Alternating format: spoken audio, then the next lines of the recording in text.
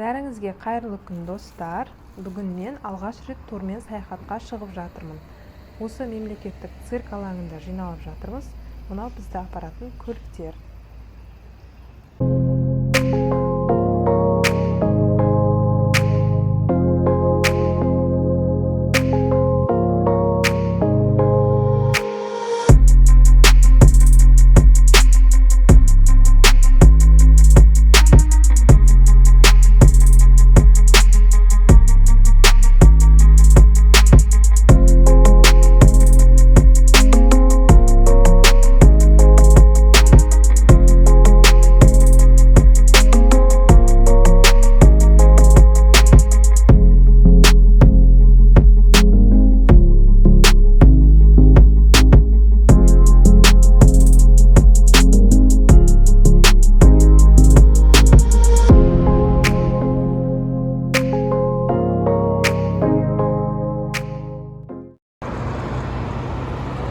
Біз мұнда өзімізге керекті заттар алу үшін тоқтадық. Ақшамызды қолма-қол ету керек, себебі ол жақта байланыс өте нашар.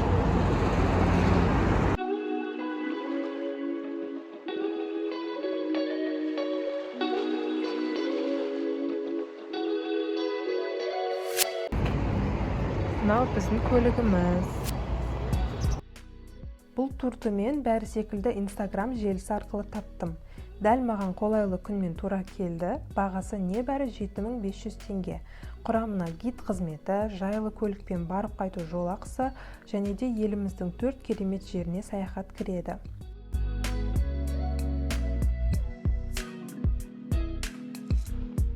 Өзіңізбен бірге аздап тіске басар алып шығасыз, немесе жолда бірнеше рет дүкендерге тоқтайды. Ақша алып шықсаңыз, қалағаныңызды ала аласыз. Мен отырған көлікте тек қыздар болдық. Тур бағдарламасы бойынша бірінші тоқтайтын жеріміз Бартоғай бөгені болды.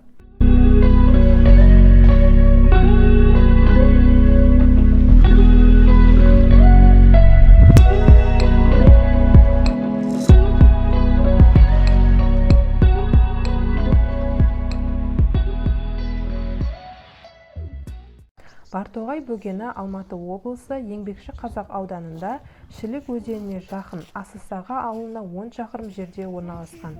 Ұзындығы 6, ені 3 шақырым. Ең терең жері 60 метр, ал орташа тереңдігі 25 метр. Яғни бұл жасанды су қоймасы 1980 жылдары ауыл шаруашылығына қажетті суды жинақтау үшін салынып, 1986 жылы қолдануға берілген. Алматы қаласына 200 шақырым жерде орналасқан. Бұл бөгеннен үлкен Алматы арнасы бастау алады. Егер маусымнан қыркүйек айына дейінгі аралықта келсеңіздер, су жіберу маусымы басталады. Қысымның әсерінен ол фонтан секілді шығады.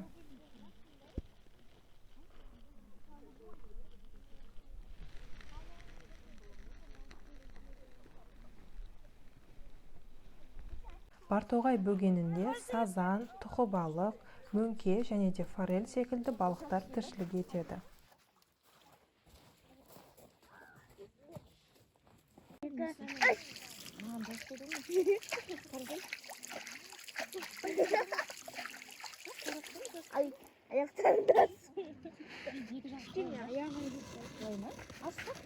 Мен бұдан кейін келер болсам, маусым мен қыркүйек айының аралығында келемін деп шештім.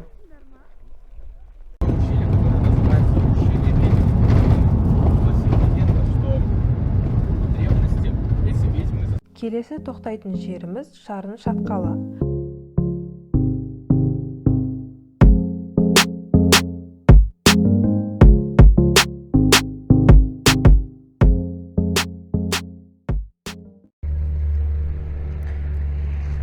Мінекей, мен көптен бері армандап жүрген Шарын шатқалына да келіп жеттік. Сіздерге толықтай көрсетіп өтейін.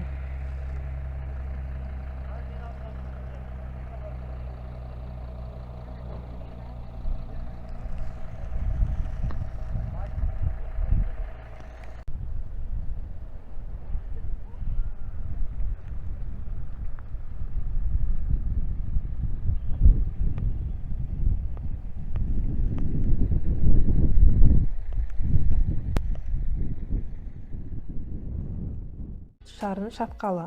Алматы қаласынан 195 шақырым жерде орналасқан. Шатқал 12 миллион жыл бұрын пайда болған. Шатқалдың биіктігі 150-ден 300 метрге дейін барады. Жалпы көбіміз Шарын шатқалы деп қана естігенбіз, ал оған қарасты Ұзынбұлақ, Көртоғай секілді шатқалдар да бар. Біз келген жер Ұзынбұлақ немесе Сары шатқал, кейде Айлы шатқал деп те аталады. Шарын шатқалының құрамына кіреді. Неге Айлы шатқал? Себебі оның ландшафттары айға ұқсайды. Ауа райы керемет болып тұр.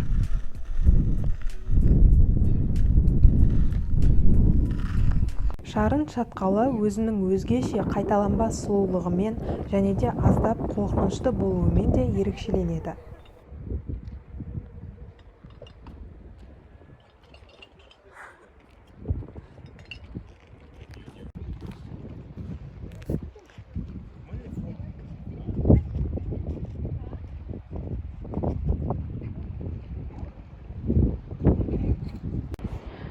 Мінекей біз Қара шатқалға келдік. Неге Қара шатқал деп аталады? Тек қана қара тастардан тұрады және мына жерден Шарын өзені ағып тұр.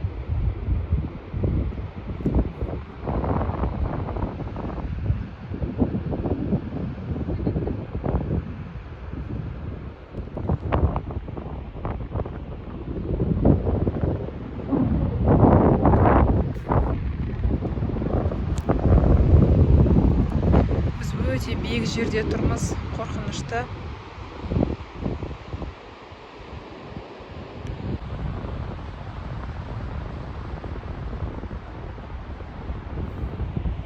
Шарын шатқалы осы шатқалдан бастау алады.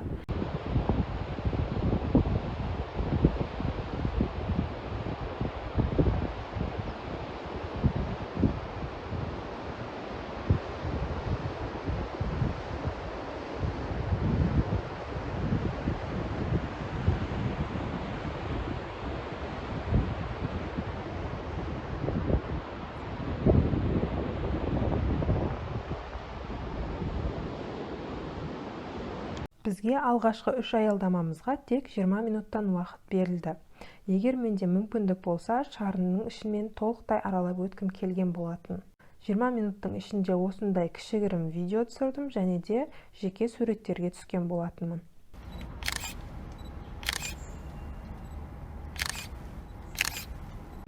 Ал достар, біз Көлсай көлдеріне келдік. Шарын шатқалынан 2 сағаттай жол жүріп келдік, бірақ жолда әртүрлі ойындар ойнадық, сол себепті 2 сағаттық жолымыз білінбеді. Қазір Көлсай көліне қарай түсеміз.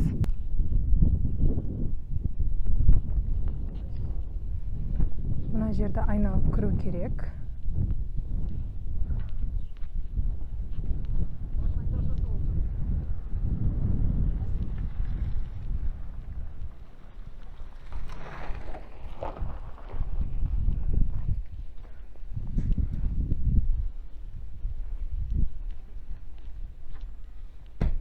Көлге жеткенше сіздерге аздап мәліметтер айтып өтейін.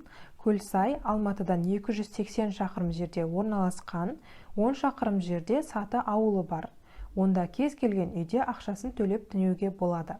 Ал егер Көлсайдың басындағы қонақ үйлерді қаласаңыздар, Саты ауылынан кішкене қымбатырақ ақша төлеп жатуларыңызға да болады. Айтпақшы айтып өтетін жағдай, Саты ауылында еліміздегі танымал актер Нұртас Адамбай ағамыздың Әкім деген фильмі түсірілген. Көлсай көлдері 3 бөліктен тұрады. Жоғарғы, ортаңғы және төменгі Көлсай. Біз қазір төменгі Көлсайдамыз.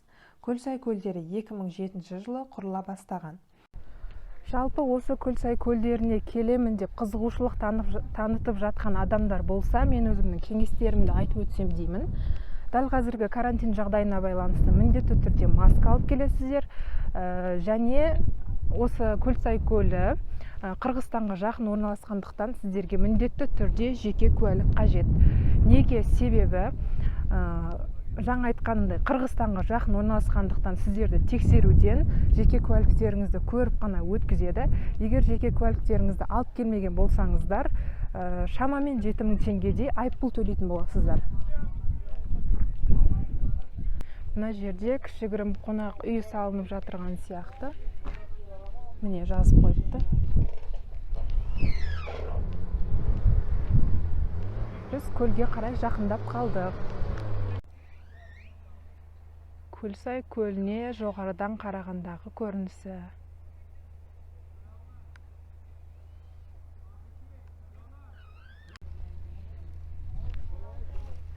Көлге қарай жету үшін осындай баспалдақтан түсеміз. Алыстан қарағанда жақын секілді көрінгенмен өте көп жол жүрдім жаяу.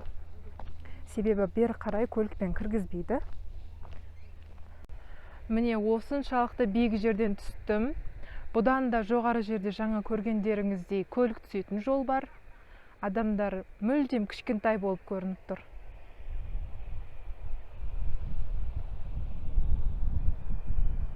Енді мен қазір көлдің жағасына барып, бірнеше суреттер жасап алайын естелікке.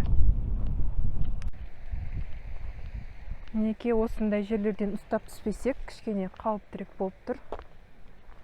Міне осындай суретке түсуге ыңғайлы жерлері бар. Мұнда қыздар суретке түсіп жатыр. Мен мына жақта бос жерге келейін.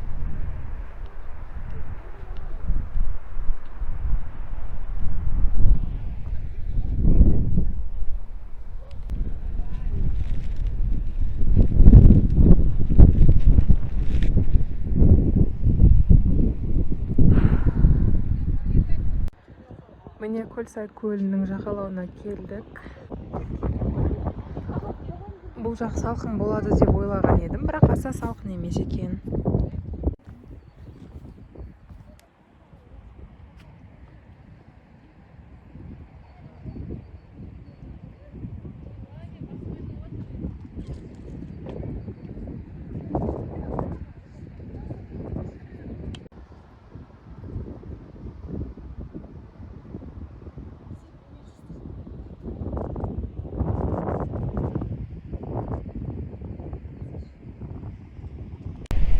Міне мынадай жылқыларға мініп, егер суретке түсеміз десеңіздер 500 теңге болады.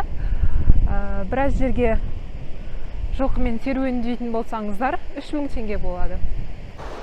Мына жерде осындай ағыс бар екен. Қазір мына жаққа қарай баратын боламын. Ішін аралап көреміз.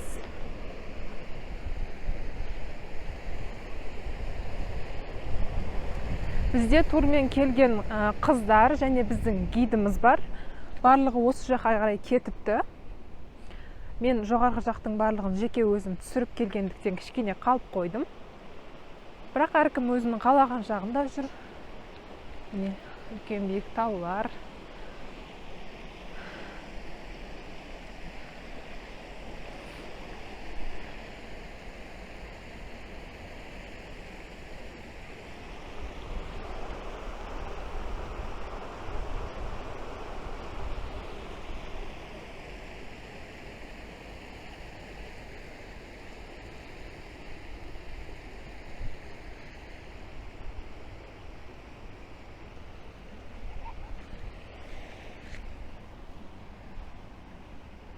Мына жерде кішкене осылай бір адамдық жол дейміз ғой, бір адамдық жол бар екен. Мына жаққа қарай кетеміз. Кіріп көрейік, маған қызық болып тұр, мұнда не бар екендігі. Ой, кішкене биік екен.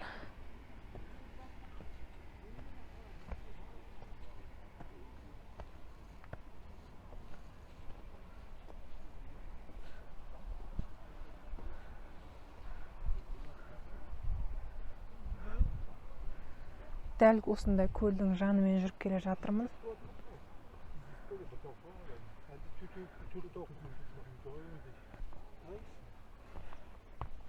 Міне, енді көрінді судың түсі анық, осылай болып тұр. Мына жерден көрініс өте керемет болып көрініп тұр, қараңыздар. Мына жақта жол бар екен. Өзіміздің Қазақстан, өз көзіме өзім сене алар емеспін. Алдындары тек қана суреттерден көретінмін, қызығып жүретінмін. Енді өзім келдім, өте қуанышты болып жүрмін.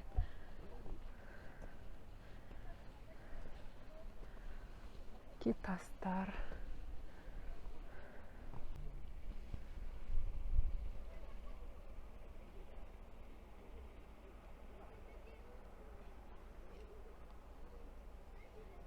ағашты жағуға және қоқыс тастауға рұқсат жоқ. Әрине, бұндай керемет жерге қалай қоқыс тастауға болады?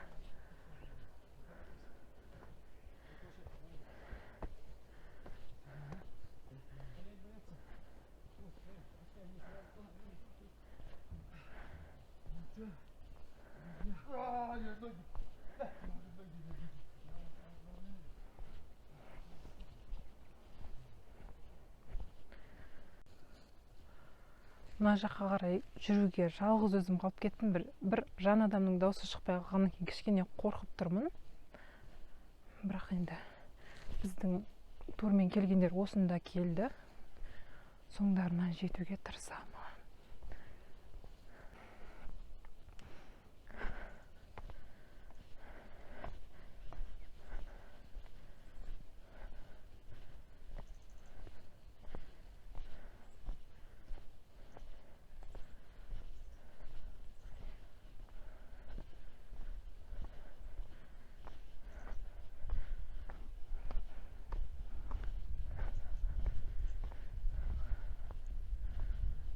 Ол, міне, адамдарға қарай жеттім. Мына жақта Көлсай мүлдем жақын көрінеді екен.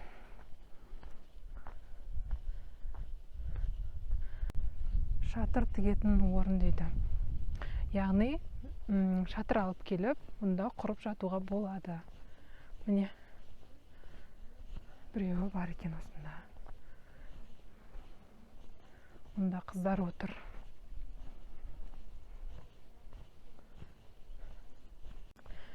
Және бәріне әйгілі болған мына жер.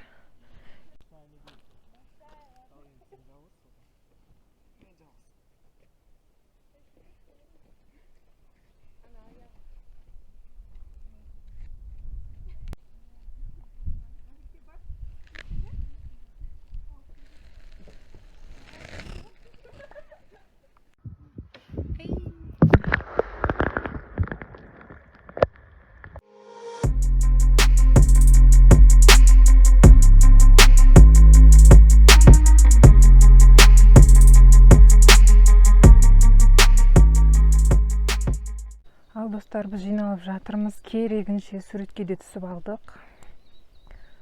Енді қайтуымыз керек. Негізінде 6-ға қайтамыз деген болатынбыз, бірақ бос уақыт тұр. Босқа мұнда отырғанша үйге ертерек жетіп алайық деп жатырмыз. Барлығымыз бір ауыздан. Әрине кеткім келмейді. Жаңа сіздерге көрсеткен болатынмын. Шатыр құрып отырғандарды сол секілді шатыр алып келіп бір түнге жатсаң әрине керемет болушы еді. Бізді шақырып жатыр айқайлап. Енді кішкене жоғарға жеткен кезде түсірермін ары қарай.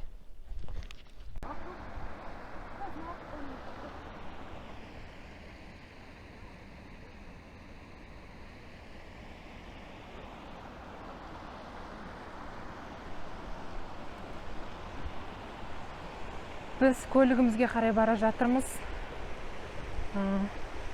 Мына жақ салқын екен. Жаңа сіздерге көрсеткен жағында күн шығып ыстық болып тұрған еді. Естелік кетіп, бұнан алып алдым.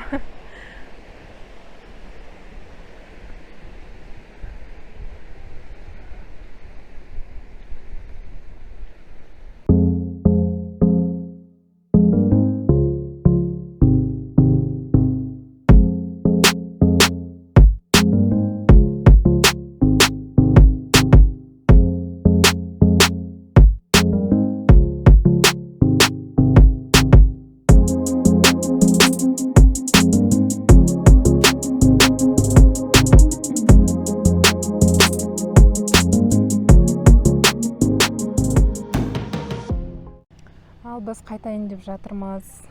Көлігіміз оталдырды. Бәрі жиналып жатыр. Енді шамамен сағат 10-дар шамасында қалаға жетеміз.